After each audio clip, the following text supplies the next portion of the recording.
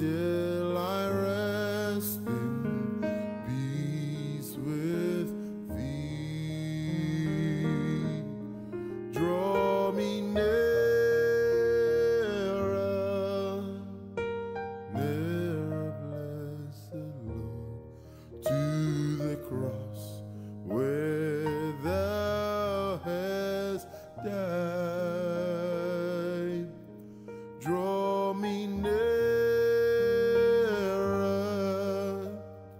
nearer, blessed Lord, to thy precious bleeding side.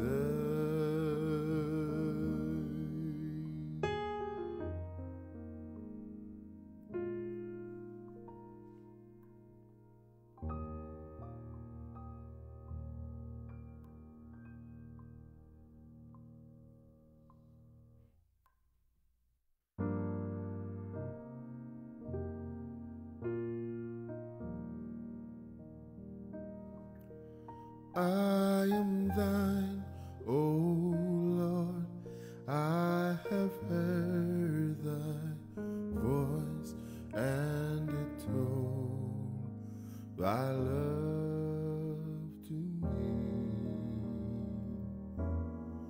But I long to rise in the arms of faith and be closer drawn to thee. Draw me nearer, nearer, blessed Lord, to the cross where thou hast died. Draw me nearer, nearer, blessed Lord, to thy precious bleeding side. Consecrate me now to thy service, Lord, by the power of grace divine. Let my soul look up with a steadfast hope, and my will be lost in thine. Draw me nearer, nearer, blessed Lord, to the cross where thou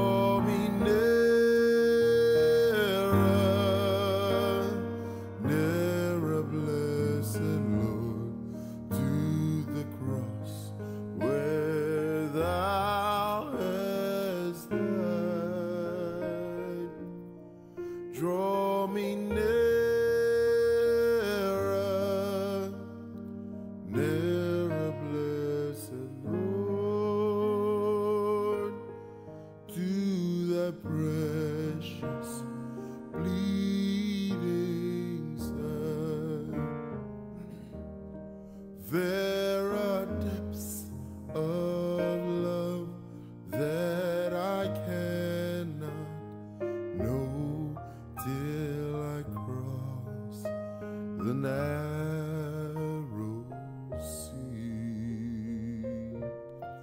There are heights of joy that I may not reach till I rest in peace with thee. Draw me nearer, nearer, blessed Lord, to the cross where thou hast died. Draw me nearer, nearer, blessed Lord, to thy precious bleeding side.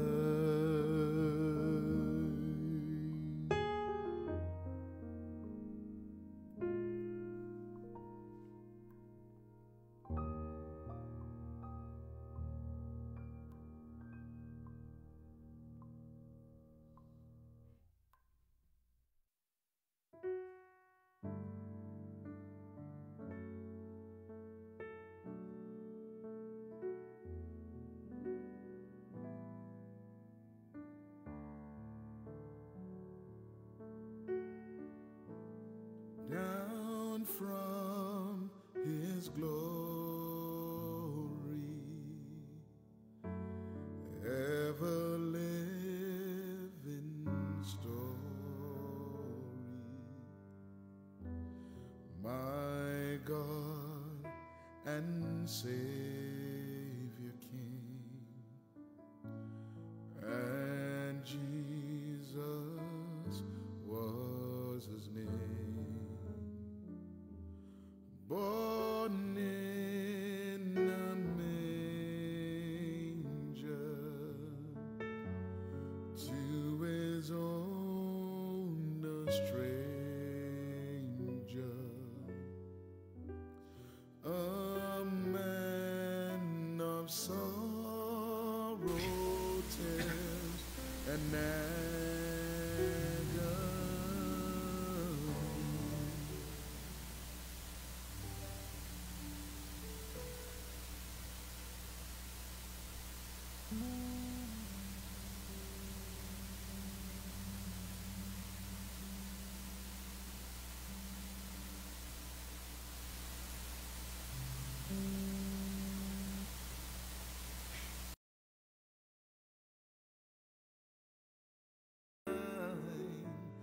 My all in all, the great Creator.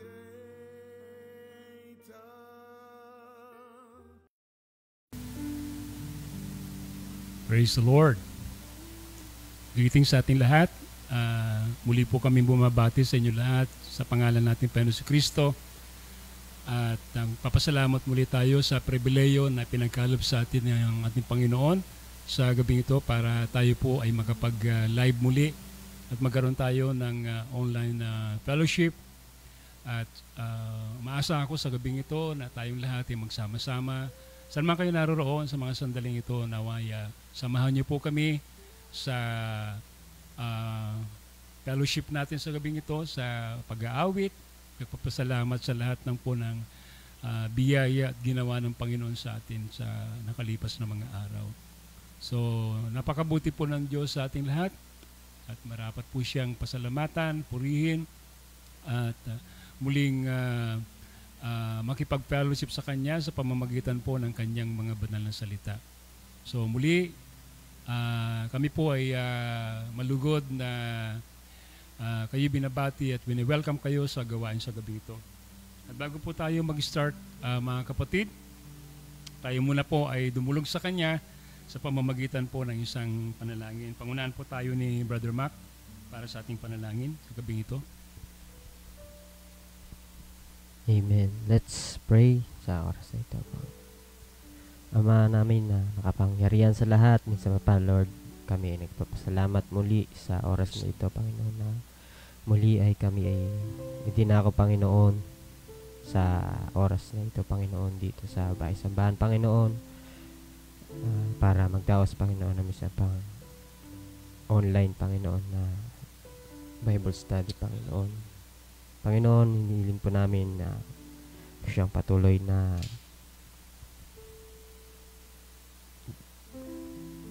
manguna, Panginoon, sa oras na ito, Panginoon, hanggang sa matapos, Panginoon, ang service na ito, Panginoon. Hiniling din po namin, Panginoon, na siyang patuloy na mag-ingat, Panginoon, sa bawat isa, Panginoon, sa mga nakikinig, Panginoon, ang nanonood, Panginoon, ng live na ito, Panginoon. Praise God. At higit, Panginoon, ang iyong gagamitin na yung bilang daluyan ng iyong salita, Panginoon. Patuloy lang siyang gamitin, Panginoon.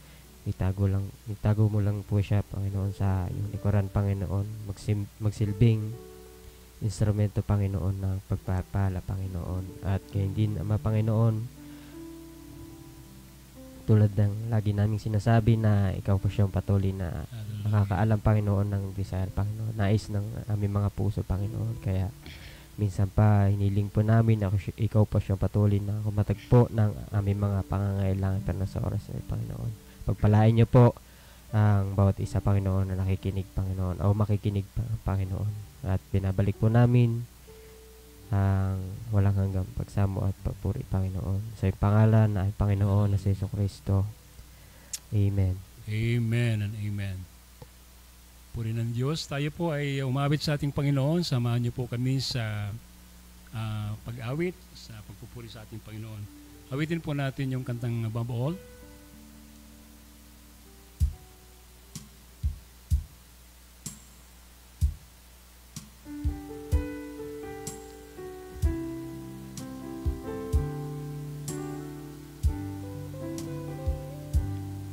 Above all power, above all king, above all nature and all created things, above all wisdom and all the ways of man,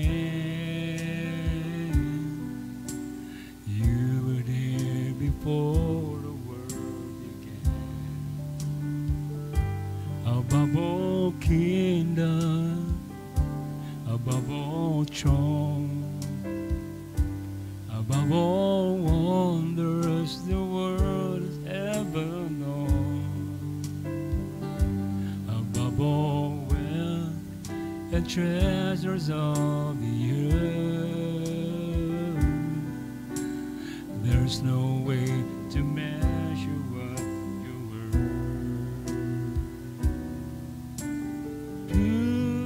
Crucified, lay behind a stone, he lived to die, rejected and alone, like a rose trampled on the ground.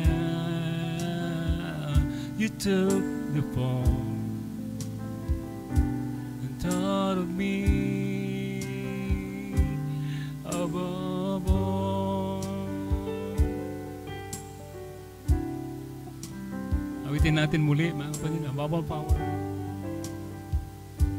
Above all powers, above all king, above all nature and all created things, above all wisdom and all the ways of man, you were here before the world began. Above all kingdom, above all throne, above all wonders the world has ever known, above all wealth and treasure of the earth, there's no way to measure treasure what you were.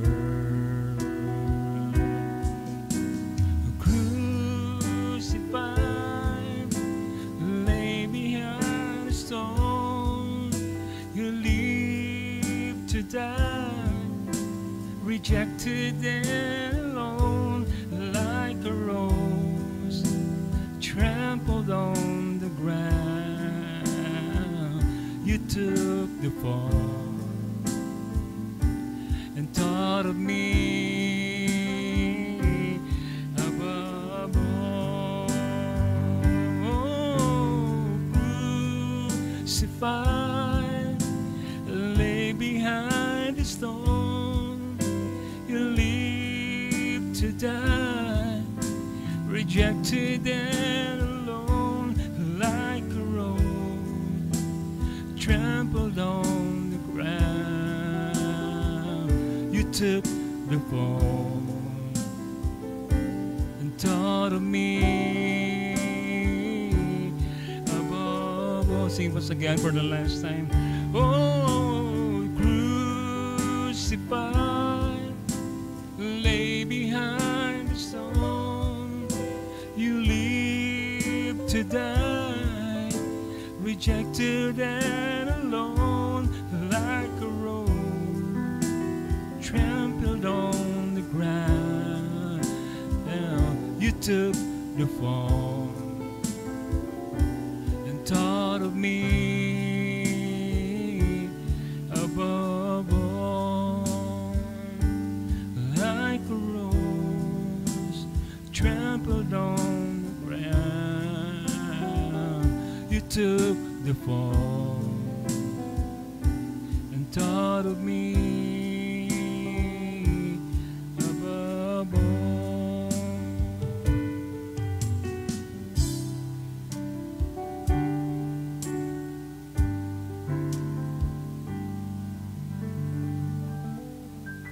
Amen. Praise the Lord. Amen. Now ay, amen, tayong lahat ay sabay-sabay na umawit sa ating Panginoon ngayong gabi. Amen. Patuloy pa po natin purihin ang ating Panginoon. Praise God. Awit pa tayo ng isang papuring awit sa Kanya, mga kapatid. Praise the Lord.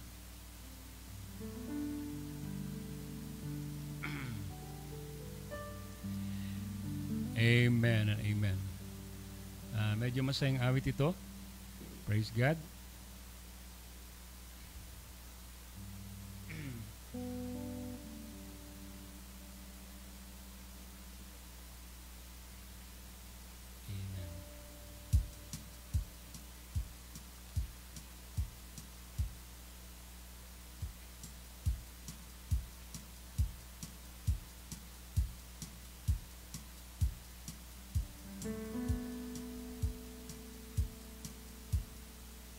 Amen.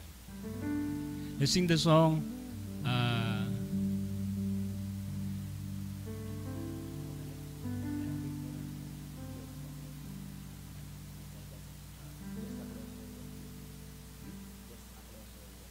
Just a closer walk with thee. Okay, awitin po natin yung mga kapatid. Amen. You know the song, sing it with us. Amen. Praise the Lord.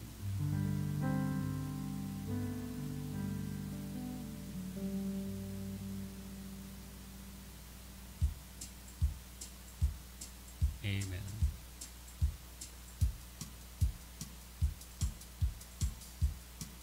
Praise the Lord.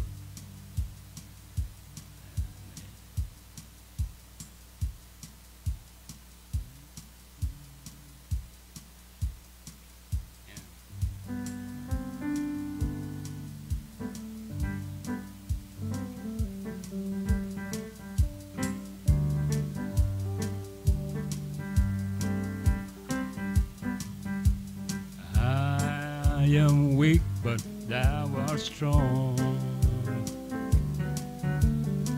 Jesus keeps me from all wrong. I'll be satisfied as long as I walk close to thee.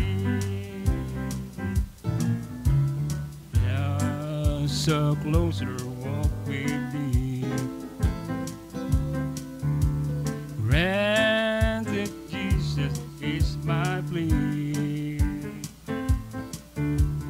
Daily walking close to thee. Let it be, dear Lord, let it be. Through this world of toils and strength, if I falter, Lord, who cares? Who with me my burden share? None but thee, dear Lord, none but thee. Just a closer walk with thee. Granted, Jesus is my plea. Daily walking close to thee. Let it be, dear Lord, let it be. When my feeble life is sore, time for me shall be no more. Guide me gently, safely, oh, to thy kingdom shore, to thy shore. Just a closer walk with thee. Granted, Jesus is my plea. Daily walking close to thee. Let it be, dear Lord, let it be. Sing it for the last time. God wants to walk with thee. Granted, Jesus is my plea. Daily walking close to thee. Let it be, dear Lord, let it be. Once again, just a closer walk with thee. Granted, Jesus is my plea. Daily walking close to thee. Let it be, dear Lord, let it be. Let it be, dear Lord, let it be. Amen. Praise the Lord. Praise the Lord. Purihin ang ating Panginoon, mga kapatid. Amen. Are you happy tonight? Hallelujah. Hallelujah. Praise the Lord. Praise the Lord. So, sana'y nakasabay namin kayo sa pag-awit sa ating Panginoon, mga kapatid. Praise God. Okay, so tayo po ay hindi na po masyadong magpapakalawig pa. At kung meron po tayong mga prayer requests, pwede po tayong magpadala ng ating mga prayer requests so that we could pray. Okay, God bless. At tayo dadako na sa salita ng ating Panginoon.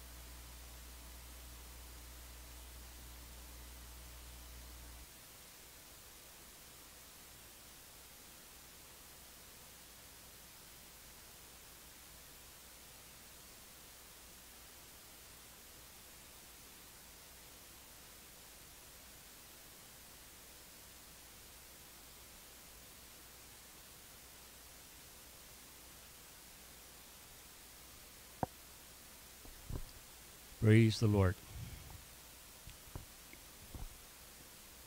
So once again, greetings po sa bawat isa sa pangalan natin Panginoon si Kristo. So, meron po tayong mga prayer requests tonight. We will be honored and happy to pray for your requests. So, pwede po tayong forward ng ating po mga prayer requests upang ito po ating po may pag-pray mamaya. So, babasa na po tayo ng ating pong teksto ngayong gabi. Amen. Reading from the book of Matthew chapter 7 verse 24.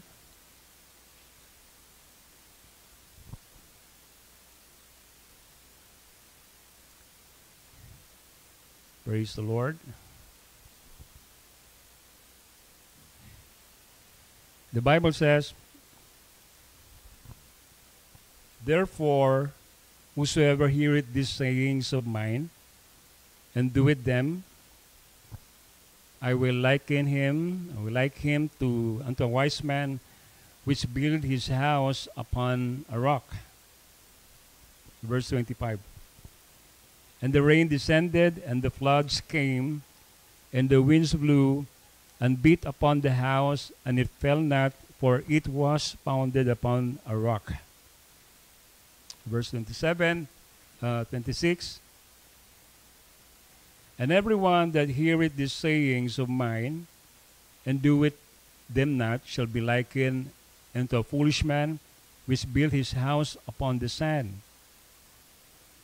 The rain descended, and the floods came, and the winds blew, and beat upon the house, and it fell, and great was the fall of it." Pagpalain ng Diyos ang kanyang mga salita sa gabing ito, mga kapatid. Amen. At nawang Diyos ang siyang hayag muli ng kanyang mga salita sa ating kalagitnaan sa gabing ito. Meron po akong isang simpleng paksa na gusto ko pong ibahagi sa inyo sa gabing ito, and I would like to give my title tonight. The title of my sermon is Preparing for the Oncoming Storm. Preparing for the oncoming storm. At ang tanong natin ngayon is that, are you prepared for the coming storm? Praise God. Are you prepared for the coming storm? Of course, we all know na meron pong storm warning po tayo. At ang storm warning na ito ay ito po ay dito po sa Northern Luzon ang tumbok po niya. I'm sure you are aware at tayo po ay nakikinig ng mga balita. Amen. Ngayon, kaya alam natin na ang bagyo na ito ay sabi nga ay malakas. Malakas po itong bagyo na ito at ito daw po ay maaaring umabot pa sa Category 5. No? Alam nyo, kaya ako po pinili po yung title na ito, Preparing for the Oncoming Storm. Hindi ko po ito pinili, itong title na ito, casually, because there is a storm. Merong storm na paparating, possible super typhoon na pinorcast ngayon. Katulad nga ng sinabi ko, that will going to hit our area at maapektuhan ito ang part ng Northern Luzon. So we need to prepare. Especially doon po sa dako ng Isabela at dyan po sa Aurora. Yan po yung tinutumbok po ng bagyo na ito. Ngayon na lang po natin yung recent na typhoon na si Tino. Okay? Na ito po yung nanala sa kamakailan lang sa bandang Cebu.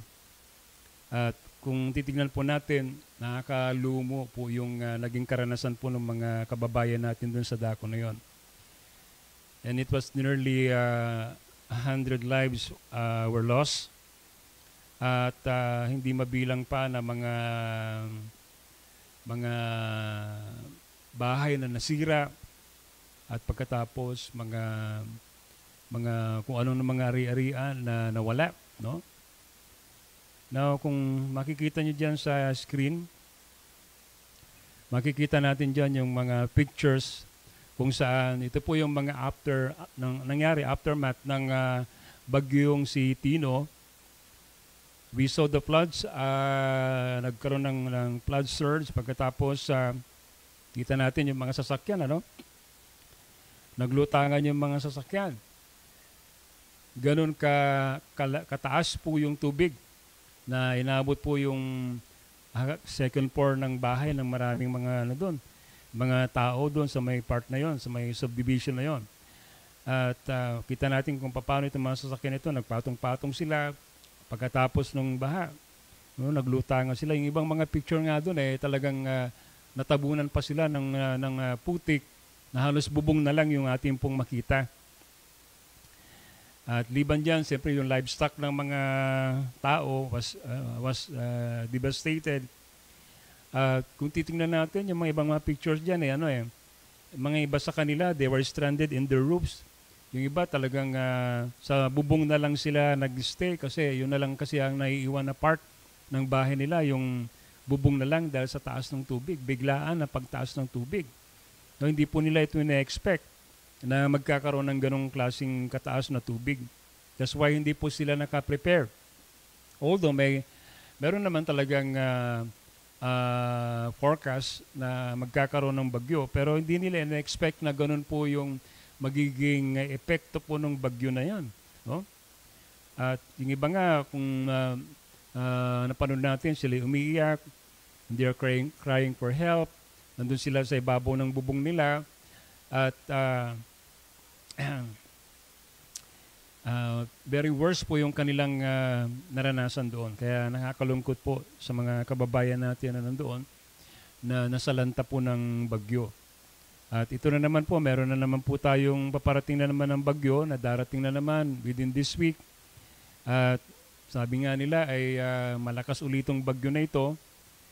At yun nga po, sana po ay wala naman ng masyadong magiging pinsala. At panalangin na lang natin sa Panginoon na ito ay hindi na ganoon mamiminsala ng ganong katindi, no? Sa mga kababayan natin na dadaanan itong bagyo nito.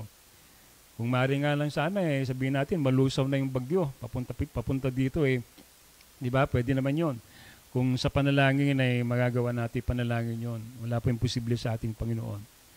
So we saw those people so desperate, ano? They were crying and napakahirap po talaga, mga kapatid. Praise God.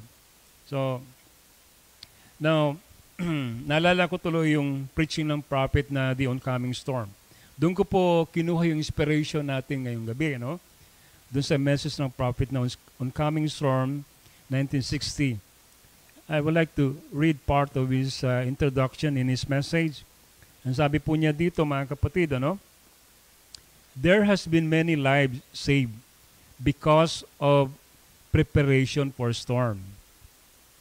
Kasi nga po, ang pagpo-forecast ay ang purpose po niyan para po tayo makapaghanda, di ba? Para po hindi po tayo madatnan na tayo ay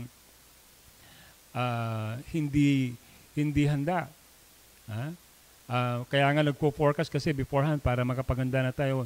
Ano man yung dapat nating paghandaan ay kinakailangan nating gawin ng maaga para hindi po tayo mapahamak, no?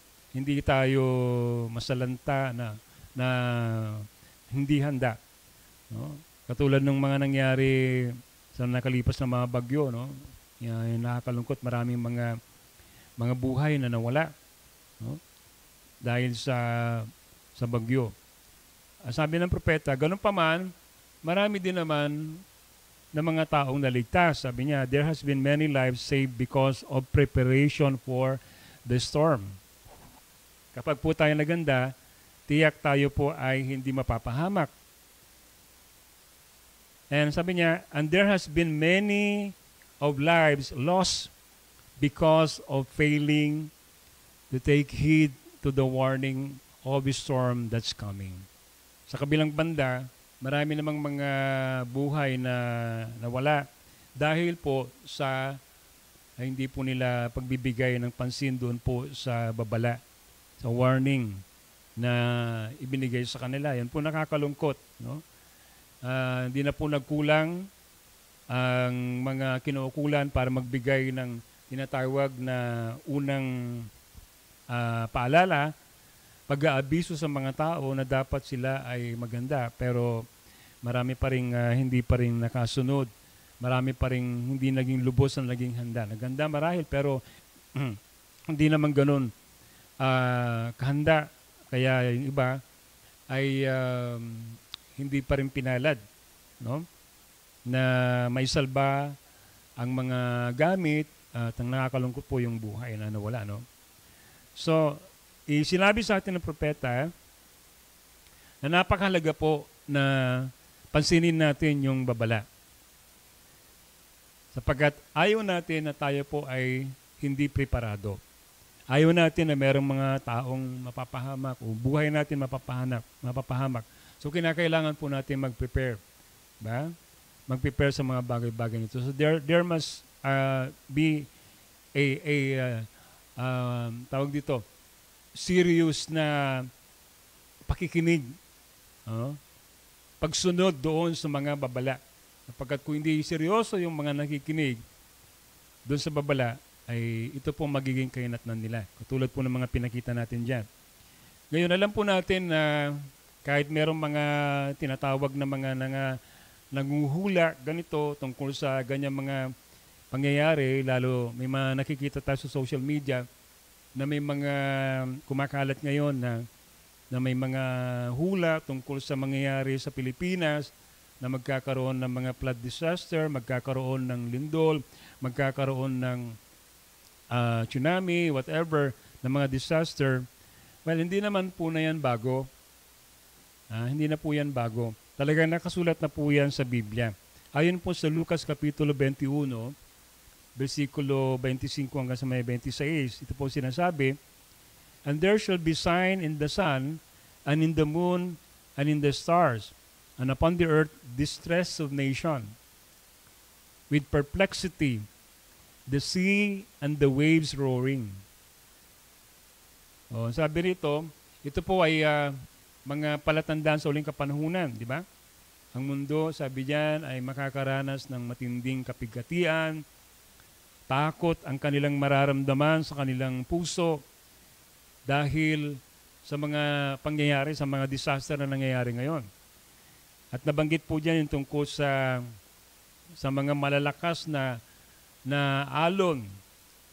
Amen. Manggagaling sa baha, sa dagat. Sabi diyan, kaya hindi na po bago yung may baha, Hindi na po bago yung mga ganyang mga typhoon at mga floodings. Nasa Bible na po 'yan.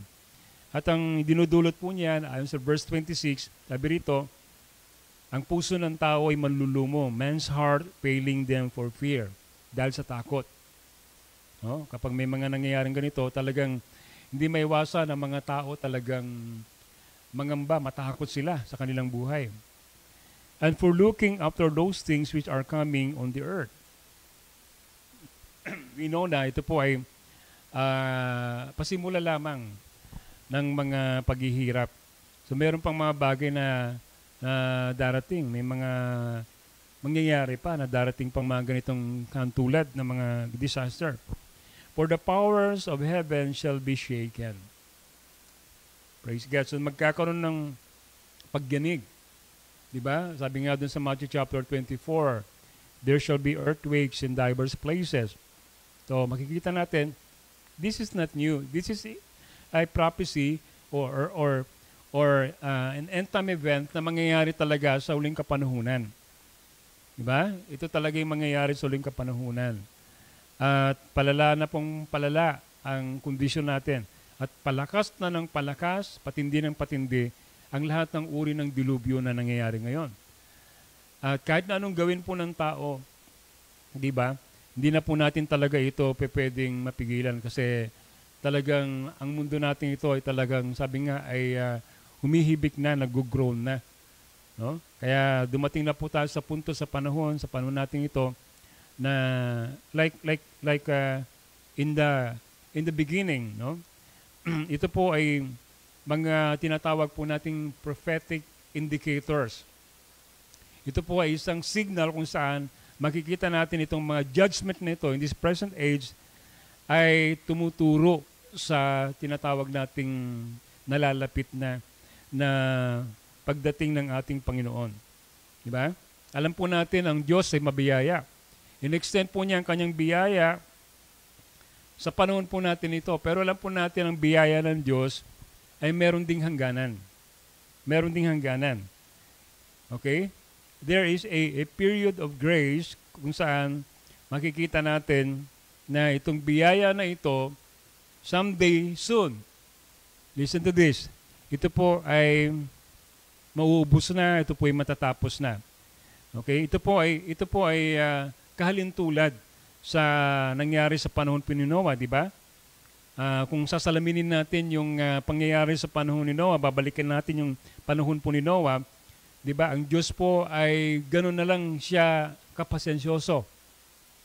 Sabi po ng Biblia na the long sufferings of God, inantay niya yung panahon na yon para sila ay maganda, para pakinggan nila kung ano yung warning ng Diyos sa kanila sa pamamagitan ng propeta na si Noah for 120 years. Could you imagine that?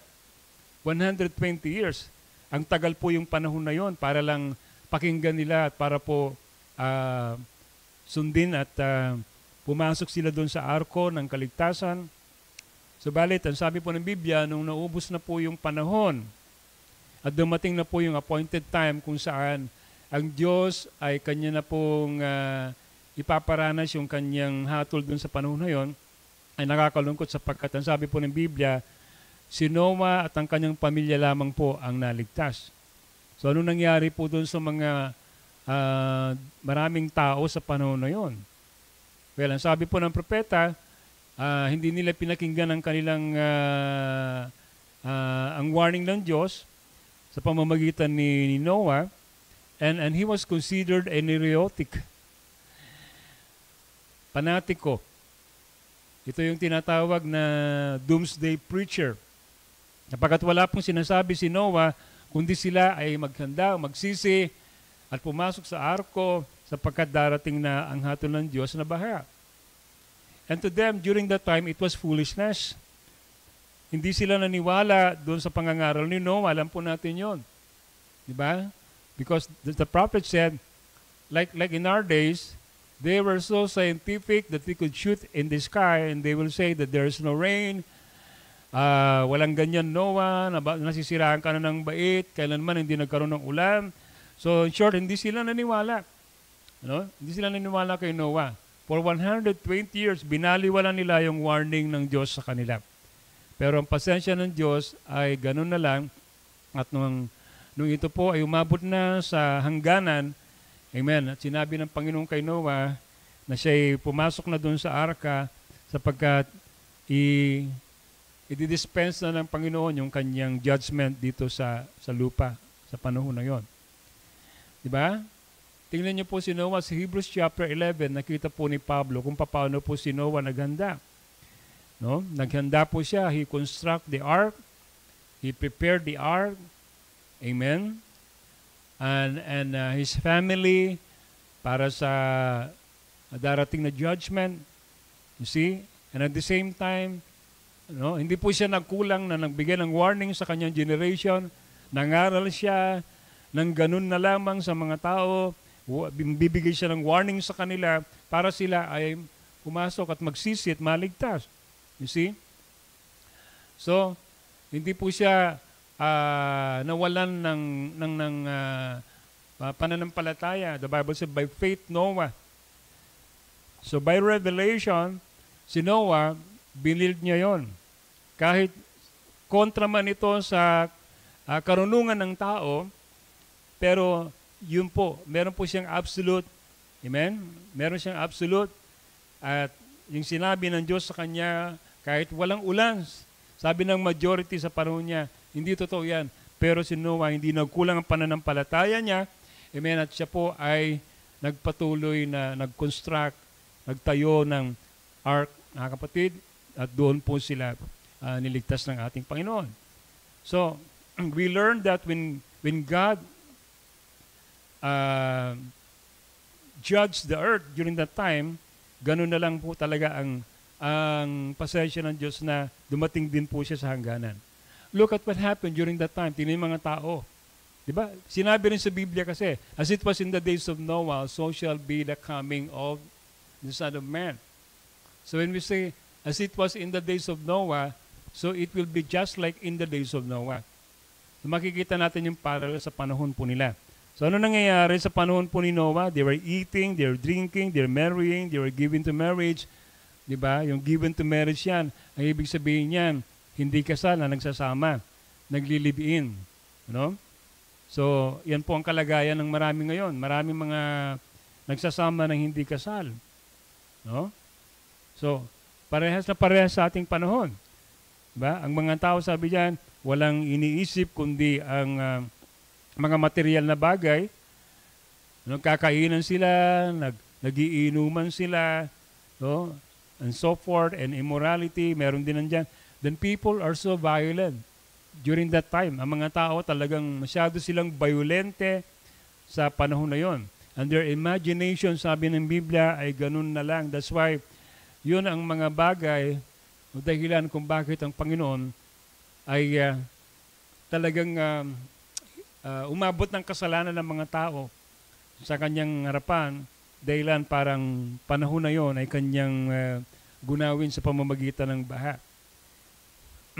Pero ang point ko dito, katulad po ng pag mayroong storm na darating, may forecast. Katulad po pag may storm na darating, may warning. So, lagi-lagi po yung mga propeta ng Diyos, they are the one to give warning because they are the first sign that there is a judgment that will going to happen in that particular dispensation or particular age. Kapag po may lumitaw na propeta, no, sa bawat panahon, ibig sabihin, meron pong paparating na hatol ang Panginoon. May judgment, amen, na darating. Pero tandaan po natin, okay, before judgment, meron pong warning. And judgment, praise God, is only to those who are not going to heed the call, not going to listen to the warning. Sapagkat sa bawat panahon din na may paghatol at judgment sa panahon na yon, meron din pong mga tao na naligtas. Meron din mga pinalad na sila ay nakaligtas doon sa panahon na yon, sa judgment na yon. Bakit? Kasi pinakinggan nila ang mensahe ng Diyos sa kanilang kapanahunan. Diba? So to those who don't listen, they rejected the message, it's judgment. But to those who are elected seed of God, that take heed to God's word, sila po ay nakatanggap ng biyaya ng Diyos. Kaya po sila ay naligtas doon sa kapahamakan sa kanilang panahon. So you see, katulad po nitong mga propeta na ito na pinadala sa ating panahon, like si Noah. Katulad ng sinabi ko, he prophesied in the word before the flood. Then judgment followed immediately after the warning. Sa panahon po ni Moises, si Moises, he was a vindicated prophet of God also. Pinadala siya ng Panginoon sa Egypt para ilabas ang bansang Israel. Pero ayaw ng Paraon na pakawala ng mga Israelita, kaya judgment after judgment ang naranasan po ng Egypt. 10 salot po ang naranasan nila. Hanggang sa yung huling salot, ito po yung dahilan para pakawalan na, palayain na po ng Parao ang bayang Israel sapagkat yun po yung salot ng kamatayan. No? Na sabi doon, kinakailangan magpahid sila ng dugo sa kanilang pintuan para hindi sila daanan, hindi sila pasukin ng anghel ng kamatayan. Sapagkat ang sabi po ng Biblia, when I see the blood, I will pass over you. So lahat po ng mga nagpahid ng dugo sa kanilang pintuan, lahat ng mga panganay ay nanatiling buhay, hindi sila namatay. Amen. Pero yung mga hindi naniwala doon sa warning ni Moises na maglagay sila ng dugo sa kanilang pintuan ay namatay magmula doon sa saan? Doon sa palasyo ni Paraon. Sa lahat ng mga hindi naniwala, yung firstborn nila ay namatay. Amen. Praise God. I remember also Elijah during the time of Ahab. Diba? Propeta siya ng Diyos. At sa panahon na yon, winarningan niya si Ahab dahil sa kanyang maling ginawa na siya po ay nakipag-asawa sa isang unbeliever. Pinasawa niya si Jezebel na isang hindi mananampalataya at galit ang Panginoon, no, sa tinatawag nating mga kapatid, false union. At nagalit ang Panginoon dito kay Ahab. And through Elijah, he cursed that nation. Amen. At ano nangyari? Judgment was immediately happened. Ano nangyari? Nagkaroon po mga kapatid ng tagtuyot, nagkaroon ng famine ng 7 taon na walang ulan. Di ba? Dahil hindi pinakinggan ni Hari Ahab, okay, ang propeta ng Diyos na nagbigay sa kanya ng babala, ng warning. Pinagpatuloy pa rin niya yung kanyang maling hangarin at siya'y nagki-compromise, okay, at because of that, they were cursed. No? Dahil sa maling kanyang desisyon. So, anong nangyari? Sila po ay nasumpa. At paano nangyari yon? Amen, sa pamamagitan din ng propeta ng Diyos na hindi pinakinggan ni Haring Ahab. Okay? And right now, we could see, panahon po natin na makikita po natin ang propeta sa ating panahon. Diba? We have a prophet in this age. Praise the Lord. In this 20th century prophet age or sa ating panahon, makikita po natin na merong mga kapatid, pinadala ang Panginoon na propeta sa ating panahon. Sa katauhan po mga kapatid, ng ating kapatid na si Brother Branham. At sa pamamagitan po din po ng ministry niya, makikita natin kung paano ang Diyos ay nagbigay ng warning sa ating panahon. Diba? Sapagkat ang kanya din pong ministry ay nakasulat sa Bible. It was written in Malachi chapter 4, verse 5. Sabi doon, I will send you, what? Behold, I will send you Elijah the prophet before the coming and the great and dreadful day of the Lord. So, ano yung dreadful day of the Lord? Amen, yan po yung panahon kung saan ang Panginoon ay muli po niyang, di ba, ipaparanas yung kanyang galit dito sa lupa. But before that, magpapadala ang Panginoon ng propeta. Kaya yan po mga kapatid, ang ministry ng ikapitong mensahero sa panahon nito para bigyan ng warning ang mga tao, bigyan ng warning mga kapatid ang mga churches sa ating panahon upang sa ganoon sila ay magganda sa darating na judgment. Amen. Diba? Kasi may judgment na darating eh. Ang sabi dito, before the great and dreadful day of the Lord, okay, darating muna ang propeta na may pahid ni Elijah para sa ganoon, okay, bigyan ng babala at mapaghandaan ng mga taong makakarinig nito ang darating muli na judgment dito sa lupa. So ito po yung tinatawag na mas matinding storm. No? Yung natural calamity, it only affects the physical status of a person, pero ang pinakamahirap yung storm na hindi mo mabantayan, yung kumbaga yung darating na salot, darating na sumpa, darating na kamatayan, amen? sa iyong kaluluwa. Di ba? Kaya napakahalaga na dapat kinakailangan nating sundin kung ano po yung sinasabi ng Diyos, ng mensahe niya na ibinigay niya sa kanyang mga ipinadalang mga propeta na nagsisilbing sila yung warning sign, sila yung mga tinatawag nating mga spokesperson ng Panginoon, okay, channel ng Panginoon para tayo ay bigyan ng warning para makapaghanda tayo. Di ba? Like in the preaching of the prophet na the flashing red light of his coming. 'Di ba? Kapag po, 'di ba, sabi nga pag kayo nag-aantay ng tren, 'di ba, merong tinatawag na signal, kapag nandiyan na po yung tren, makikita dun sa bandang dulo, amen, na merong magpa-flash na red na nagsasabing maganda na kayo dahil nandiyan na, paparating na yung tren. Kaya ayun ay isang early warning that indicates, amen, the coming, praise God, train upang ikaw ay tumayo na, bitawan mo na yung mga dapat mong walang mahalagang ginagawa, huwag ka na makipag-usap sa katabi mo, kalimutan mo na lahat yung mga nandiyan sa paligid mo, and you go into that place kung saan kinakailangan doon ka na dahil dadaan na yung tren. Handa mo na lahat yung mga gamit mo. Bakit? Sapagkat pag hindi mo yung ginawa, maiiwan ka, malalagpasan ka nung tren na yon.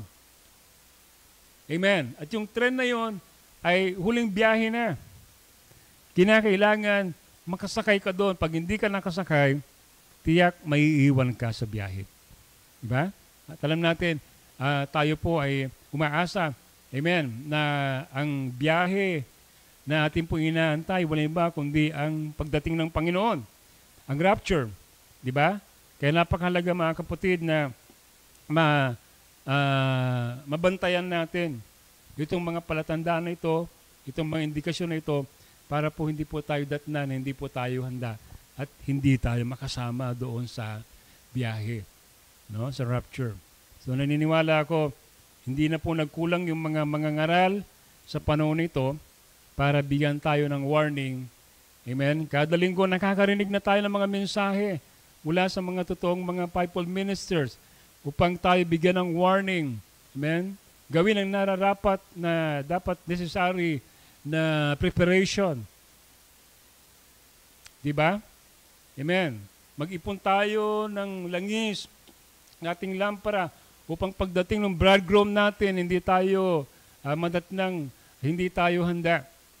At kinakailangan mga kapatid, maabot na natin yung dapat na sukat na kinakailangan na dapat nating maabot. Baka kulang tayo, baka hindi tayo sapat.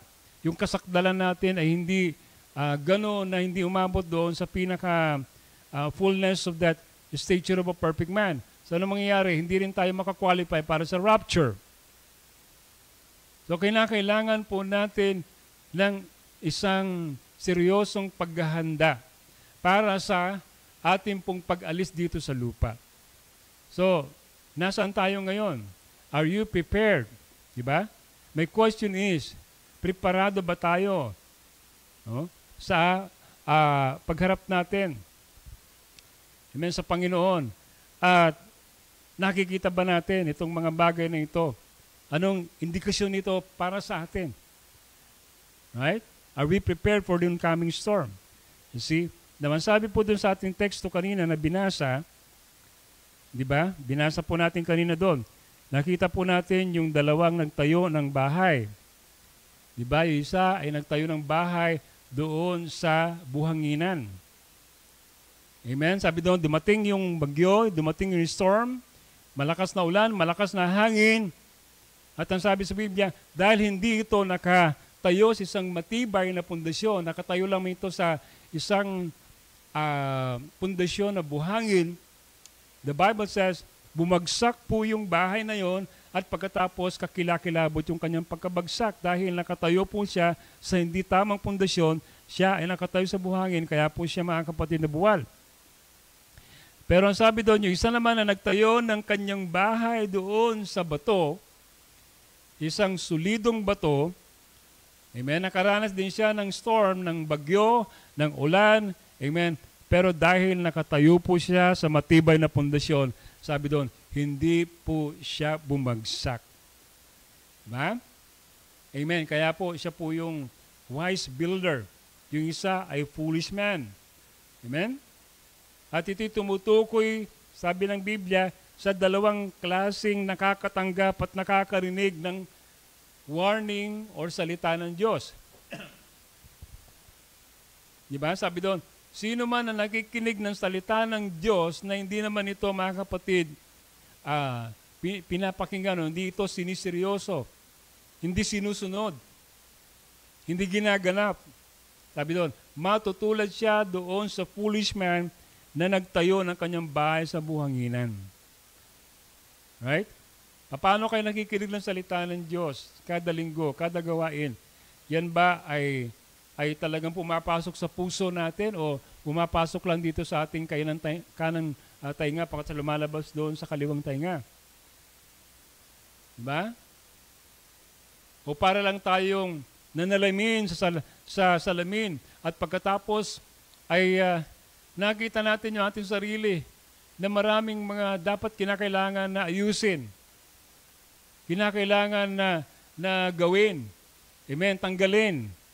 Pero pinanatili natin na hindi inayos yung sarili natin. So sabi doon, para lang daw kayo nakikinig ng salita ng Diyos na hindi naman kayo tagatupad. Subalit, ang sabi doon, ang totoong, nagtatayo ng bahay, yung tinatawag na matalino, ay nagtatayo ng bahay niya saan? Sa isang matibay na pundasyon, sa pamamagitan ng pundasyon na kung saan siya itatayo niya doon sa bato. At sino yung bato na yon? At ano yung bato na yon? Ang bato na yun ay wala iba kundi ang kapahayagan ng salita ng Diyos. Di ba? Ibig sabihin, ang pananampalataya niya, amen, ay laging nakabatay, nakasunod, nakalinya sa salita ng Diyos. Ang buhay niya ay laging, mga kapatid, amen, akma doon sa kapahayagan na naririnig niya, yung mensahe na naririnig niya. No? Ang buhay niya ay ito'y nahayag sa pamamagitan ng mensaheng naririnig niya. So yun po yung matalinong nagtatayo ng bahay. Hindi po siya foolish man. Praise God. Right. So, may gusto po akong i-drop sa atin sa oras na ito. Ano po ba yung foundation of a foolish man? Okay? Doon po sa Genesis chapter 1, verse 26 and 28, alam po natin diyan na nilikha ng Diyos ang tao ayon sa kanyang wangis, ayon sa kanyang larawan. Di ba? At pag sinabi nating nilikha tayo ng Diyos ayon sa kanyang wangis at larawan, ibig sabihin lahat ng katangian niya ay kanyang ibinahagi sa atin. Tayo, amen, ay merong katangian na katulad niya. Katulad po nung una natin mga magulang, si Adan. Madalas sinasabi ng propeta na si Adan, he was a minor god on earth. Kaya nga binigyan sila ng kapamahalaan sa lahat ng nilalang ng Diyos. Meron siyang dominionship, ng rulership sa lahat ng creation ng Diyos. But alam po natin mga kapatid, amen, na ang kapangyarihan niya ito ay sa pamamagitan ng tinatawag nating kapahayagan niya doon sa ibinigay na pangako ng Diyos sa kanya. You see, yung kakayanang magsalita na sinasabi ng propeta na lahat daw ng kanyang sabihin doon sa Garden of Eden ay nagmamanifest because he was a minor god. Amen. Hindi po niya nagagawa na i-rule po yung creation ng Diyos sa pamamagitan ng kanyang sariling pisikal na lakas. Ito ay sa pamamagitan ng supernatural na paraan. Amen. Dahil sa panahon na yon, may nag-i-exist na civilization which is no other than faith civilization. Gayunpaman, alam po na natin na nangyayari sa Genesis chapter 3. Di ba? Sa Genesis chapter 3, after the fall, lahat, mga kapatid, ng kapangyarihan na ibinigay sa tao, kay Adan, ito po ay na-forfeit at nawala sa kanya. So, yung dating Adan, amen, na naghahari dito sa lupa sa pamamagitan ng faith civilization ay napalitan ng tinatawag, mga kapatid, na science civilization. Yan ang sinabi ng propeta.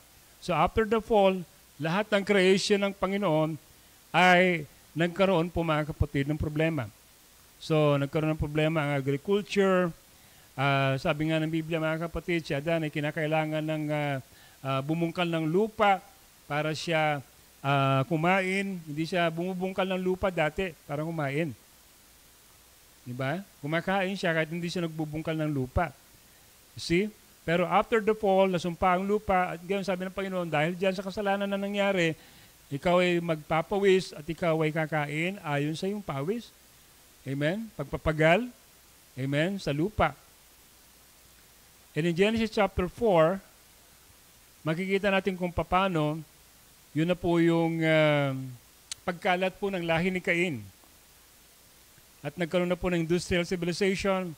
At alam po natin yung lahi ni Cain ay lumawak at dumami po sila nung siya umalis sa presensya ng Diyos. Anong sabi ng Biblia?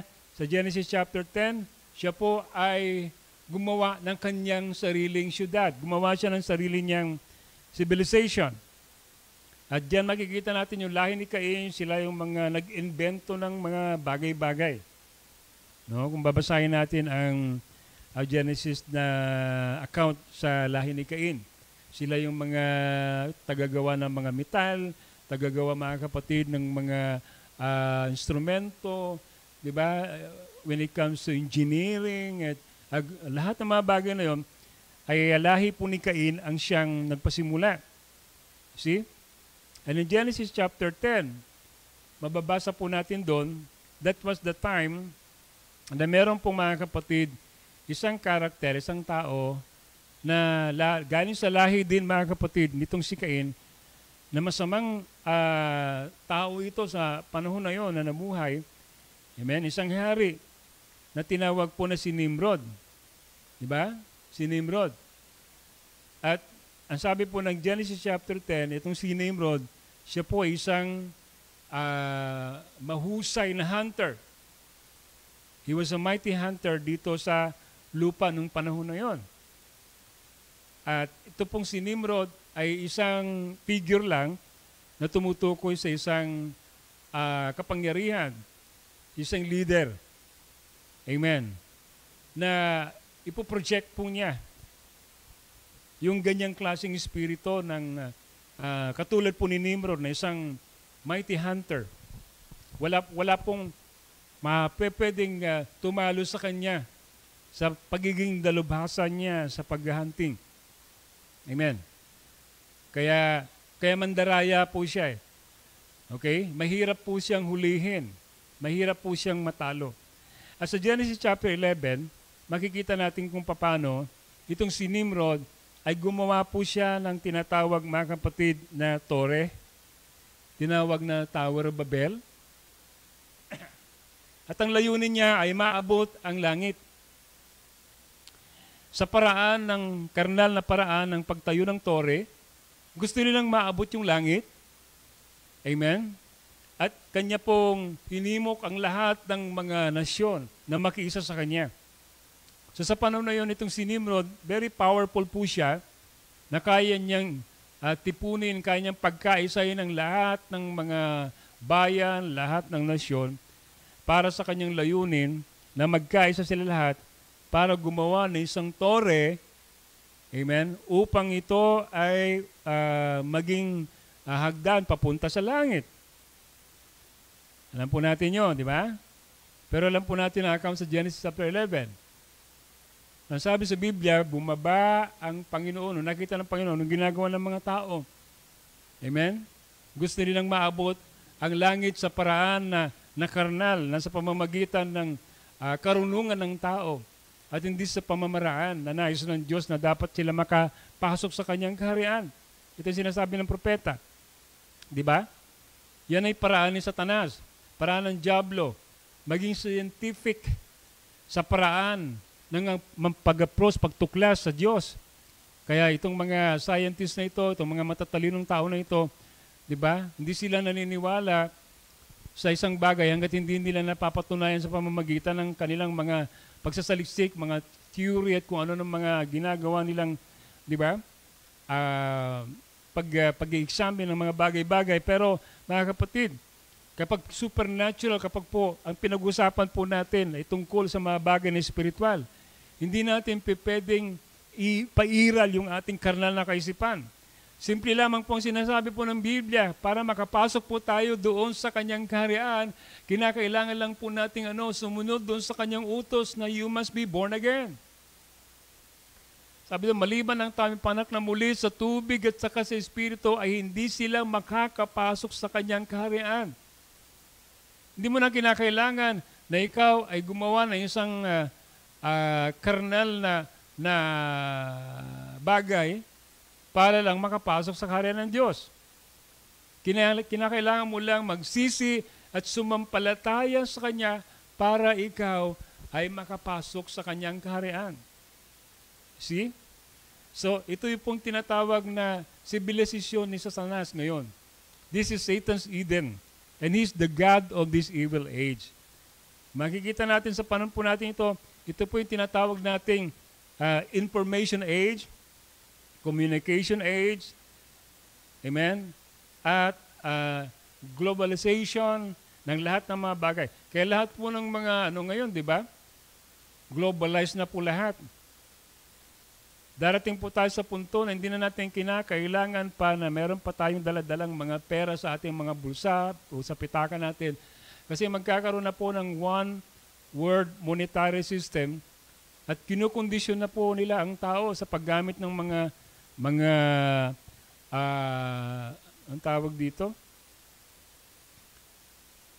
Paggamit ng technology para magkaroon ng cashless na society na, sabi nga nila, tingnan nyo, yun na yung paraan ng pagbabayad natin sa pamamagitan na ng mga technology na eh. Diba? Nag-globalize na po lahat. Pinapadala yung pera sa pamamagitan ng mga kung ano ng mga money, diba? Sabihin natin ng GCash, gano'n. Yun eh, sample lang yun. Yun ang nangyayari ngayon. So, ang tao ngayon ay nagkakaisa na through this kind of system. At alam niyo po ba, next slide, alam niyo po ba na lahat ng ito ay dahil because of technology. Of course, alam natin. Dahil sa gadget natin. Amen. Dahil sa science. At alam niyo po ba na itong mga component ng ating mga gadget, component ng mga computers natin at mga cellphone at lahat ng yan, ay galing, mga kapatid, sa tinatawag natin mga microchips. Mga IC, microchips, okay? Na yun po ay galing pala sa buhangin. Okay? Yung mga microchips na yan galing sa buhangin. Hindi ko alam kung paano po yung ano po nito composition nito. But it comes doon sa material ng buhangin. Kaya pala, sabi doon sa binasa natin, kapag po tayo nakasalig doon sa buhangin, kapag itinayo natin ang ating bahay, kapag itinayo natin ang ating pagtitiwala, ang pananampalataya natin saan? Doon sa buhangin. Ang ibig sabihin lang noon, mga kapatid, kasi matalinhaga po ang Biblia, parabolo yon. Ibig sabihin noon, mga kapatid, pag tayo po ay nagtiwala sa karunungan ng tao sa pamamagitan ng science and technology, tayo po ay, sabi doon, nakasali, tayo po ay nakabaon lamang sa isang kumunoy, sa isang buhangin. Diba? Tama? Yung pala yun. So dapat hindi tayo sa buhangin nakatayo, hindi tayo nakatayo sa karunungan lang ng tao, ng siyensya, kundi kinakailangan tayo ay, amen, dapat nakatayo sa salita ng Diyos. Sa kapahayagan ng salita ng Diyos. Because heaven and earth will pass away, but God's word will never pass away. Tandaan po natin yon, mga kapatid. Kapag po tayo kumakain ng salita ng Diyos, nag-i-invest po tayo ng kayamanan sa langit na hindi kailanman ito mawawala. Hindi ito nanakawin, hindi ito kakalawangin, hindi po yan masisira. Amen. Pero kapag po tayo nakatingin lang dito sa lupa at nakatingin lang tayo sa mga karnal na mga bagay na kayamanan dito sa mundo, sabi ng Biblia, lahat ng yan ay mawawala. Diba? Amen. Sa Genesis chapter 3, going back to Genesis chapter 3, there are two kinds of trees there. Meron po yung tree of life at saka tree of knowledge of good and evil. Alam po natin, dalawang klaseng impluensya, dalawang klaseng communication, dalawang klaseng puno kung saan ang tao, amen, doon po siya nanginginain. Right? At alam natin yung tree of life is no other than Jesus Christ. And the tree of knowledge of good and evil is no other than Satan. You see? At alam natin na kapag kumakain sila dun sa tree of life, meron silang buhay na walang hanggan. But once na kumain sila dun sa tree of knowledge of good and evil, anong mangyari sa kanila? It produced death. Bakit? Sapagat mga kapatid, kung titignan natin, ang science, which is the product of the tree of knowledge of good and evil, meron nga siyang good. Sabi nga ng propeta mga kapatid, it's good na naimbento ang automobile. Diba? Hindi ka na magbibiyahe ng ilang oras pag nakasakay ka lang sa kabayo. Pagdating mga kapatid sa automobile, nagiging mas madali na yung iyong pagbiyahe. Pero ano naman ang sabi ng propeta? Diba? Nakaimbento nga sila ng automobile, pero sabi niya, marami naman mga namamatay because of vehicular accident. At marami ang mas namatay pa sa vehicular accident kaysa namatay sa gera. Kung titingnan natin, araw-araw may namamatay dahil because of vehicular accident. Nakikita niyo yan sa social media. Walang araw na wala tayong nakikitang disgrasya sa kalsada. Maraming mga namamatay. Di ba? Amen. Dahil nawalan ng preno, dahil sa bungguan, kuminsan, amen, meron pang mga tinatawag na road rage na tinatawag, nagbabarilan sila, nagpapatayan sila dahil lang sa traffic at kung anong mga bagay na walang kabuluhan. Maraming namatay because of technology. Maganda nga, pero it produced evil. It produced death. Kaya nga itong punong kayo na ito, tree of good and evil. Pero ang Panginoon, wala siyang evil. Tree of life lang siya. Diba? Ang salita ng Diyos, hindi mo pa pwedeng sabihin na may masamang ibubunga yan sa'yo, no? Kapag po ang salita ng Diyos ang ating pong ginamit na gabay, kapag po ang salita ng Diyos ang pinagtiwalaan natin, amen, hindi po tayo kailanman mapapahamak. Ha? Kapag po ang sinampalatayanan natin ay ang karunungan ng tao, nagtiwala tayo, bumilib tayo sa karunungan ng tao, ipapahamak tayo niyan. Yan kasi ang gusto ng kaaway eh. Diba? Kasi ang purpose lang ng kaaway naman kasi express niya ang kanyang kaharian sa pamamagitan ng technology para siya masamba. Kaya kung minsan pag tayo po ay kita ng mga imbisyon ng tao, namamangha tayo dahil sa mga ginawa ng mga tao. Diba lalo ngayon, nandito na tayo sa panahon ng artificial intelligence kung saan makikita natin yung ina-invento nilang mga robot yan. Di ba? Halos alam ng robot na yun. Amen? Punong-puno siya ng knowledge. Lahat ng gusto mo itanong, sasagutin niya. You see? Kaya ang tao bumibilib. Pero hindi niya alam, amen, siya po yung nadadaya na. Biro niyo, may mga nag-aasawa pa ng mga robot. See? Bakit? Kasi nadaya sila, nabulag sila. Because of this technology na nangyayari ngayon sa ating age na ito. You see? So we see, ito po ay produkto ng lahi ni Cain. Ha? Ito ay produkto ng lahi ni Cain. Sabi diyan, Cain's children are scientists. The Bible said God will destroy them that destroy the earth. Cain's children polluted the earth by their inventions. That's why 7 trumpets was already started in the book of Genesis. The first 1 to 4 trumpets polluted the earth, affected the habitation because of the scientific invention.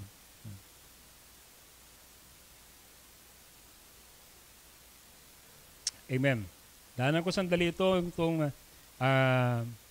piece of trumpets. Makikita natin yan sa ating slide.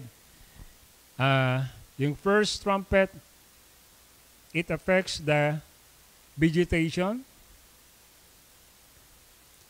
So, may nakikita pa rin tayong forest fire. Iba't ibang dako sa Australia, sa Amerika, sa California. Makikita natin ang forest fire. Yan yung first trumpet. Ang second trumpet, it affected the marine life. Yung mga buhay sa karagatan, nalalason sila. Maraming mga marine life ang nagsilutangan at namatay.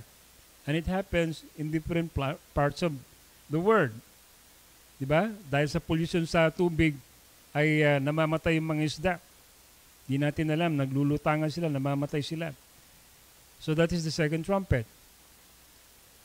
The third trumpet is the water on earth has been polluted.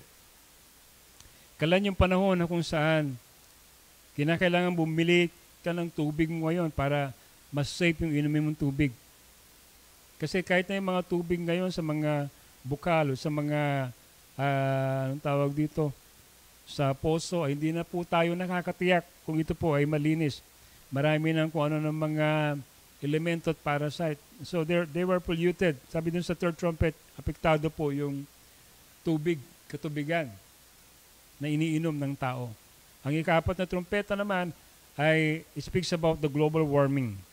Kung saan, kaya nga marami po tayong mga nakikitang naranasan ngayon na maraming mga disaster sa pamamagitan ng mga iba't ibang mga nangyayari like itong mga La Nina, pagkatapos may El Nino pa sa ibang lugar, pagkatapos merong grabing mga baha, grabing mga bagyo, lalo pong lumalakas wala pong ano ngayon kumbaga nag-escalate lahat pataas ng pataas. Na yung signal ng bagyo, no, meron na po tayong category 5, nako my goodness. 'Di ba? Sanay lang tayo noon hanggang signal number 3. Yung signal number 4 natatakot na tayo, meron pang category 5. 'Di ba? Pagkatapos yung mga tsunami pa nakakatakot, pagkatapos yung mga signal pa ng mga 'di ba, yung mga lindol, mga intensity ang lalakas. Inabot na po tayo ng magnitude 8. You see, palakas na po ng palakas Why? Because ito po ay may epekto sa global warming natin. May mga nangyayari ngayon sa paligid natin. Ang earth natin, hindi na po siya normal. Usually, meron talagang kumbaga, sistemang ang earth may cycle siya kung kailan yung panahon ng tag-ulan, panahon ng tag-init, 'di ba? Summer, pagkatapos yung panahon na yung mga bagyo ay darating. Pero ngayon wala na pong ganoon Dumarating na lang yung mga natural calamities na ito na wala na po sila sa kanilang mga cycle. Kaya hindi mo na po ma-predict. Unpredictable na. Kaya December, nagkakaroon pa tayo ng bagyo. Di ba? Dapat sana wala na. Pero, di ba? Pero meron pa rin eh.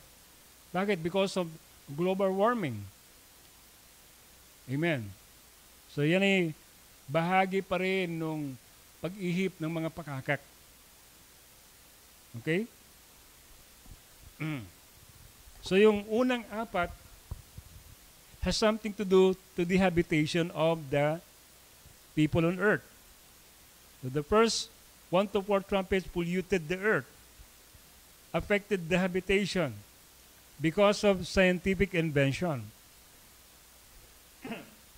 Kaya ang earth na ito, para po siyang taong may karamdaman. Katulad po ng isang taong merong pong sakit na malubha. Diba? Katulad po ng cancer. Ang hirap pagalingin. Amen.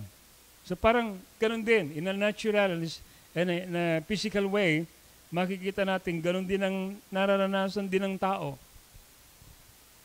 Ang lupa ay nag-groan, sabi ni Pablo. Pagkatapos, ang mga tao nag-groan din sila. Dahil sa kanilang mga pinagdaraanan ngayon ng mga matitinding mga iba't ibang uri ng mga karamdaman. Patindi na ng patindi. Marami pong mga karamdaman ngayon na lalong patindi ng patindi at ang hirap pang gamutin. See?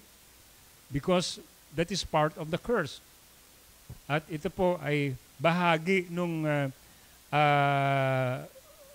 pagtupad ng hula doon sa mga pakakak na ito. Ang 5th at saka 6th and 7th trumpet are the 3 woos. Alam natin yon.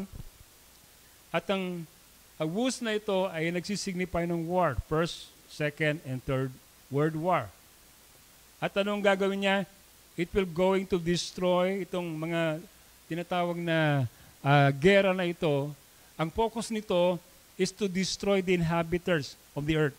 Yung mga nakatira dito sa lupa. Kaya nga, marami namatay sa First World War, marami namatay sa Second World War, at pagdating sa Third World War, yung Battle of Armageddon, maraming mamamatay. Sabi ng Biblia tungkol dyan, according to the book of Revelation. You see? So, ito po ay nakasulat din sa Bible, ano, na mangyayari din ito. No? So, ito palang 3 woos na ito ay nagre-represent nung huling pang-5, pang-6 na trompeta. Ha? So, we will not going to speak on that on details kasi mahaba po itong ating presentation. Okay. So, balik tayo sa Genesis chapter 11. Sabi ron, the whole earth was of one language and of one speech. And it came to pass as they journeyed from the east that they found a plain in the land of Shinar, and they dwelt there. And they said one to another, go to let us make bricks and burn them thoroughly. And they had bricks for stone and slime had they for mortar. And they said, go to let us build us a city and a tower whose top may reach unto heaven. And let us make us name, lest we be scattered abroad upon the face of the whole earth. Tuloy natin. And the Lord came down to see the city and the tower which the children of men builded. And the Lord said, behold, the people is one, and they have all one language. And they begin to do, and now nothing will be restrained from them, which they have imagined to do. Go to, let us go down, and there confound their language, that they may not understand one another's speech. So the Lord scattered them abroad from thence upon the face of all the earth, and they left off to build the city. Therefore is the name of it is called Babel, because the Lord did there confound the language of all the earth, and from thence did the Lord scatter them upon the face of all the earth. Okay? So yan ang nangyari doon sa panahon na yon. In-scatter sila ng Panginoon, nagulo yung kanilang language, hindi na sila nagkaintindihan, at lahat sila ay umalis, nagkawatak-watak sila, Sabi doon, they were scattered abroad upon the face of the earth. Now, listen to this. I-shortcut ko na lang po kasi kulang na po yung oras po natin. Alam natin na si Nimrod ay tipot larawan ng Mystery Babylon. At alam natin ang Mystery Babylon, meron po siyang rule na gagawin at ang gagawin po niya, i-confederate po niya lahat. Amen? Ng lahat ng mga religion. And they were going to build, amen, a one-word religion. Ito po yung type niyan. At I think right now, meron ng ganyang movement. Even after na halal po yung huling Pope na nanggaling sa Amerika, yun na po yung unang kanyang ginawa. Ang ginawa po niya ay ginather niya lahat ng mga denomination at pinagkaisa po nila sila lahat. Yan na po yung sinasabi doon sa Bible. Like yung ginawa ni Nimrod. Okay?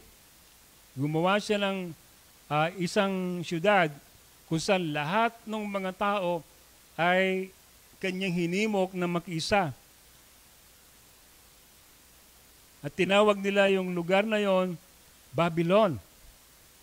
Now, gusto kong basahin ang quote ng prophet dito sa Junction of Time. Sabi niya rito, notice, during that time, there was a man by the name of Nimrod who went out and built the big city of Babylon and confederated all the surrounding cities, and they'd all confederate together, and they'd be one big city, and that will be Babylon. And how that God despised that confederation of world order. Look at it today. The same thing. Confederations of labor. Men binding themselves together by union. Sabi niya, and by different theaters by church denomination that wins them all together, breaks down the barrier, breaks down the fellowship between different brethren. Confederation, sabi niya, one of the great signs that God gave in the first destruction. We see it appearing here in the last destruction. Kung meron daw isang maliwanag na palatandaan na nangyari bago nagkaroon ng destruction, doon sa pasimula ay yung confederation daw. Pagkakaisa. Amen. A false union. Di ba? Anong tawag natin doon? Okay, ito po yung tinatawag mga ecumenical movement, kung saan magsasama-sama lahat ng mga reliyon, regardless of what belief they belong or faith they belong. Magkakaisa sila at pagkatapos sila ay susuporta dito sa tinatawag natin mga kapatid na, excuse me, itong image of the beast. Kung saan mga kapatid, lahat ng kasama dito sa image of the beast, they will going to give their support. They will give their presence. Amen. Which is, ang sabi ng prophet, sabi niya, that means to say, okay, yung ikaw ay sasang-ayon sa konsepto, sa aral, sa doktrina, na sinusulong nitong confederation na ito, that means to say, you have already have the mark of the beast in your forehead. Yan ang mark of the beast. Hindi po yung mga sinasabi ng iba ngayon. Ng mark of the beast daw ay yung tatatakan ka sa noo mo ng 666, hindi po literal na tattoo, hindi rin po yan mga barcodes, hindi rin po yan microchips, at higit sa lahat, hindi po yan yung bakuna. No? Yan ay panlilito lang ng kaaway. Para maniwala yung mga iba na yun ang kanilang i-restrain dahil yun ang kanilang nakikitang pandarayan ng kaaway, hindi nila alam. Yung palang hindi nila alam, ang kaaway masyadong madaya, very deceiving, na itong mga tao na ito na hindi nila alam, they are already part of the mark of the beast, the image of the beast, na hindi nila namamalayan kasi ito po ay isang spiritual na tatakan. Hindi po ito literal na tatakan. It has nothing to do with the literal tattoo or anything that will be going to place in your body. Hindi po. Ito po is spiritual marking. Kung paano po ang selyo ng Diyos nung tinanggap natin ang bautismo ng Espiritu Santo ay spiritual, ganun din po yung marking of the beast, spiritual din po yan. Sabi ng propeta, to receive the teaching of this World Council of Churches, particular Trinitarianism, that means to say, ikaw ay meron ng tatak sa iyong noo. Amen. At para suportahan mo ang cause nitong confederation nito, that means to say, you have already marked in your hand. Yun po yun, mga kapatid. So ang marking of the beast, hindi lang po yan ngayon. Ang marking of the beast, noon pa man, nagsimula na yan. Ba? Nagsimula na yan, noon pa man. Hindi lang yan ngayon, hindi lang ngayon na-invento ang microchips, hindi po yun. No? Meron ng marking of the beast even before. Na-invento mga bagay na ito. You see? So, anong gagawin ng Panginoon? Pagdating ng sign na yan, sabi dito sa next quotation, now watch closely. Then immediately after the antediluvian destruction, God, these tribes begin to tribe off. And we notice the first time that Babylon appears, it appears in Genesis in the beginning. It appears in the middle of the scripture. That was during the time of King Nebuchadnezzar, sa panahon po ni Daniel. Nagtayo din mga kapatid si King Nebuchadnezzar ng image at lahat ng mga tao kinakailangan sumamba doon sa larawan na yon. Pag hindi ka sasamba, ikaw ay itatapon doon sa hurno ng apoy. Katulad ni Shadrach, Meshach, and Abednego. Amen. Dahil alam nila, hindi nila pwedeng sambahin yung larawan na yon. Dahil kilala nila kung sino yon, ano yon. Kaya mga kapatid, even during, even at the point of death, nanindigan pa rin sila. Pero mga kapatid, tandaan po natin, kapag po tayo nanindigan sa katotohanan, kapag po tayo hindi sumang-ayon dito sa tinatawag nating image of the beast na ito, yung kanyang aral, tandaan po natin mga kapatid, kasama natin ang Panginoon. Tandaan natin, katulad ng Shadrach, Meshach, Abednego, kasama nilang Panginoon doon saan? Di ba? Doon sa apoy. Ang sabi mga kapatid, yung nakatingin na nakakita, sabi nila, di ba 3 yung tinapon natin doon? Bakit 4 ang nakikita natin dyan? Why? Because the 4th man in the fire was there. The Son of Man was with them. You see? Kaya hindi po tayo natatakot mga kayo kung tayo po ay uusigin, tayo po ay squeeze, ipi-persecute ng mga denomination. Bakit? Kasama natin ang 4th man in the fire. Amen? Hindi tayo pababayaan ng ating Panginoon. You see? So it appears in the middle of the scripture. And it appears also over in the end of the Bible in the book of Revelation. Makikita natin yung Mystery Babylon. At yan ang pinakamahirap na makilatis ng marami. Yung Mystery Babylon na yan. You see? Hindi nila alam na nandun na pala. Kabilang na pala sila doon sa tinatawag na Mystery Babylon na ito. So sabi ng Biblia, God will going to what? Scatter them all. Kasi nga, portion yun yan eh.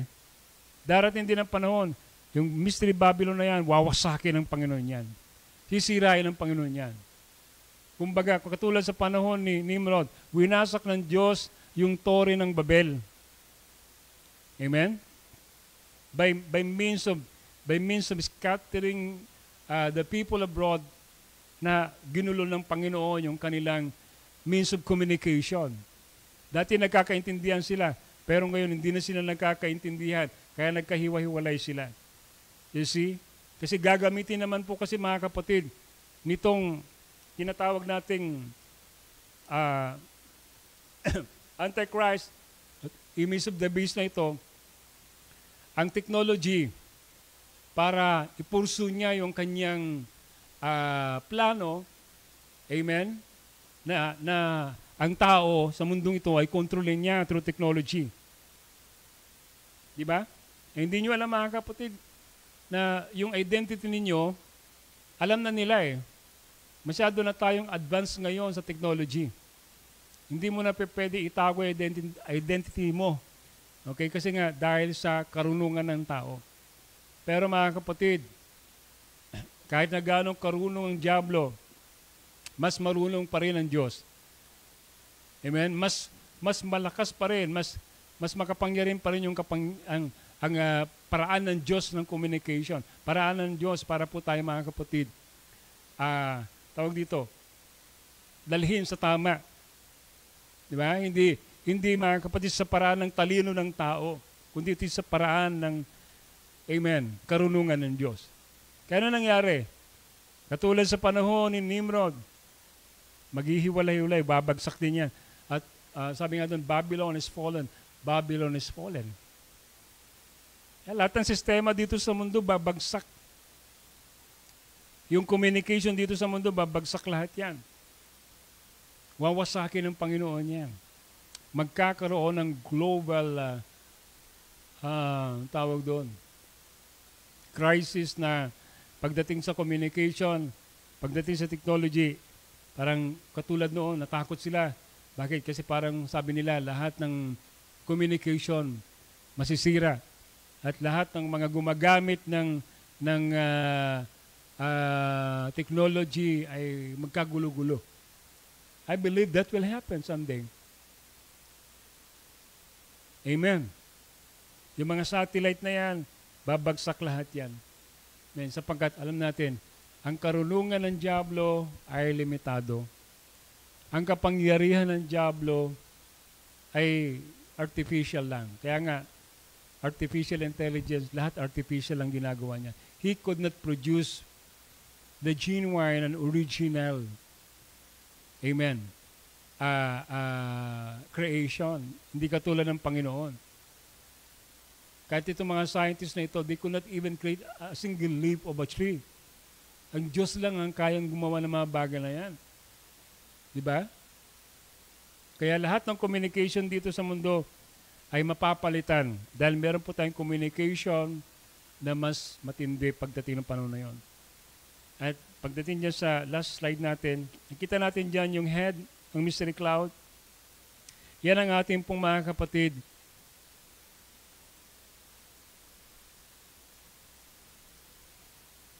Diyan tayo ginagather. Yan ang head natin.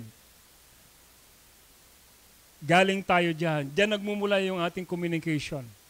Nung bumaba, yung mystery cloud na yan, amen, nabuksan na yung communication sa panahon natin. That was Christ Himself. Amen. That is where we belong. That is our origin. Makikita natin nung nabuksan ang mga hiwaga, nabuksan ang mga tatak, nakita natin ang lahat ng programa ng Diyos. Nakita natin, amen, lahat ng plano niya. At higit sa lahat, nakita din natin kung sino tayo, ano tayo dyan sa plano ng Diyos. Anong bahagi natin dyan sa plano ng Panginoon. At nakita rin natin kung paano lahat din ng deception ng kaaway right now, amen, ay nabuksan na, exposed na siya. Wala na siyang magagawa, mga kapatid, sa mga anak ng Diyos. Bakit? Kasi ipinahayag na ng Diyos sa atin ang lahat ng bagay para hindi po tayo madaya ng kaaway. The bride in this end time will never be deceived. Kahit nandito tayo sa panahon kung saan sabi nga, ang deception, grabe. Pero the bride will never be deceived. Amen. Tayo yung special class of people that could overcome the enemy. Amen. The Lord give us a revelation. Amen. Para malagpasan natin ang deception ng kaaway sa panahon na ito. Kaya nagpapasalamat tayo sa pribileyong yan sa gabing ito, mga kapatid. Salamat lang dahil hindi po tayo natatakot kahit may mga darating na mga unos at bagyo. Amen? Literally. At itong tinatawag nating spiritual na storm that will destroy the lives of the people.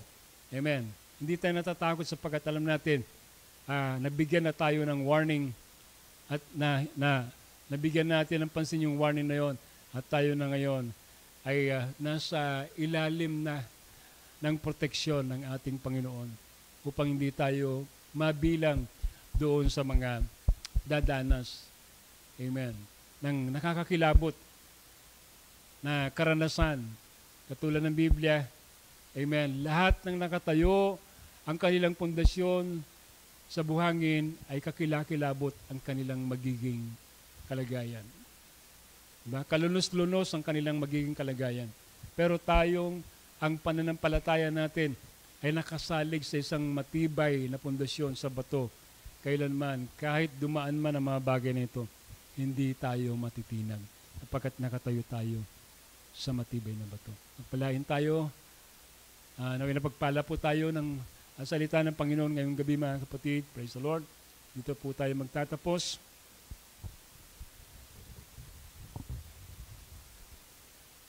At muli, ako po ay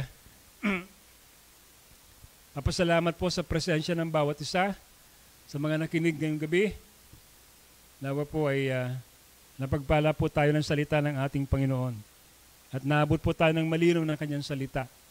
May pagkakaisang sinasabi sa Biblia. At ang pagkakaisa nito hindi nakikita. Isang invisible union. May communication tayo sa Kanya. Hindi ito isang literal na komunikasyon na kung minsan ay nawawala. Kung minsan ay malabo. Pero meron tayong komunikasyon ngayon na na-establish sa pamamagitan ng pagbubukas ng mga hiwaga. Amen. Sa panahon na ito, isang komunikasyong malinaw para madirekta tayo doon sa ating dating pinanggalingan. Kaya po tayo masaya mga kapatid ngayong gabi dahil alam natin na ang linya na ito ay malinaw na, bukas na, na-access na natin lahat ng mga pangako ng Diyos sa ating panahon. Salamat. Tayo po'y manalangin sa ating Panginoon mga kapatid. Hallelujah. Amang mapagpala, nagpapasalamat muli kami Panginoon sa napakiginang po ninyong salita ngayong gabi. Salamat Panginoon Diyos dahil binuksan niyo sa amin ang bagay na ito. Binigyan niyo kami patuloy ng awareness para maghanda kami, Lord, sa nangyayari at paparating na bagyo, a spiritual storm kung saan sumasalantang ngayon sa bawat buhay, sa bawat pananampalataya, sa bawat iglesia. Panginoon, salamat dahil nakatayo kami dahil sa iyong biyaya. Salamat Panginoon dahil wala kami ibang sinasaligan kundi ang bato na wala iba